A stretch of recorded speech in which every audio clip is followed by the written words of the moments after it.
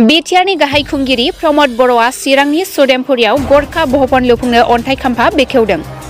BTR सोरखारनि राव हारिमु धोरोम बासियालासे समान मोनथाय समान जौगानाय थांखिखौ लानानै थाद'नाय गैयै जौगाथायनि खामानि मावनाया थारैनो जाफुंसारदों नामा? नंगौ। दिनै बिटिआरनि गाहाय खुंगिरि प्रमद बर' बिथाङा गोरखा हारिनि थाखाय गोबां जौगाथायनि खामानि मावनायजों लोगोसे चिरां जिल्लानि सिङाव थानाय बेंटल गेट सुदेमपुरि गामियाव गोरखा भवन कालचारेल रिसार्च मिरु लुफुंनो थाखाय अन्थाइ खाम्फा बेखेवनानै होयो। मख'नो गोनांदि बे हाबाफारियाव बिटिआरनि गाहाय खुंगिरि प्रमद बर' बिथांजों लोगोसे MLA Nirmal Kumar Brahma, EM Ranjit Basumatary, EM Saikhong Basumatary, EM Wilson Hasda, MCLA Madhav Chetri बिथांमोना बाहागो लायो।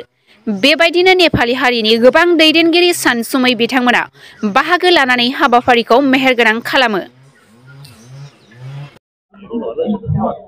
दिनै बिटिआर गोरोबथानि मोनसे दफा बायदियै गोरखा भवन लुनायनि मोनसे बेवहाय दङमोन आरो बियो 9.6 करोड़नि गोरखा भवन आरो कालचारेल सेन्टारनि दिनै अन्थाइ खाम्फा गायसननाय जादों।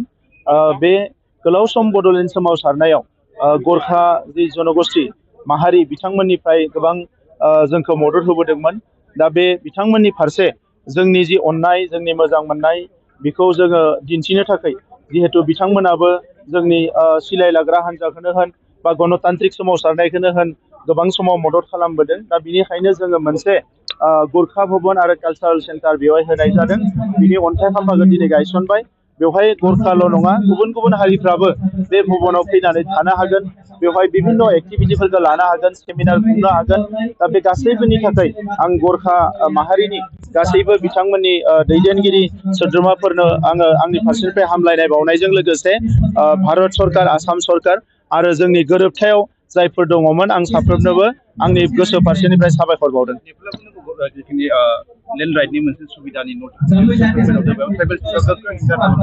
बिथांमोना बेखौ बुंनो हायो, नाथाय आयेना जेखौ बुंगोन जों बेखौसो मावगोन। आयेननि बादगा जों मावा आरो आयेनाव थानायखौसो जों मावगोन। दा नंखायनो बिथांमोननि बुंनायखौ जोङो नायगोन मा बुंदों आरो जों मा मावदों बेखौबो जोङो नायगोन। जोङो लुबैगोन जे मोनफ्रोमबो हारियानो गावबा गावनि अधिकारफोरखौ मोनथों। नाथाय बबेबा खामानिया आयेननि उल्था जादोंब्ला बेखौ सोरबाया बुंनो हागोन, नाथाय जोङो दासिम आयेननि उल्था मावाखै आरो मावनायबो नङा। बिथांमोननि बुंनायखौ आं दाबो नुवाखै। आङो जेब्ला मोनगोन अब्ला नायगोन मा जादों मा जायाखै। Thank you.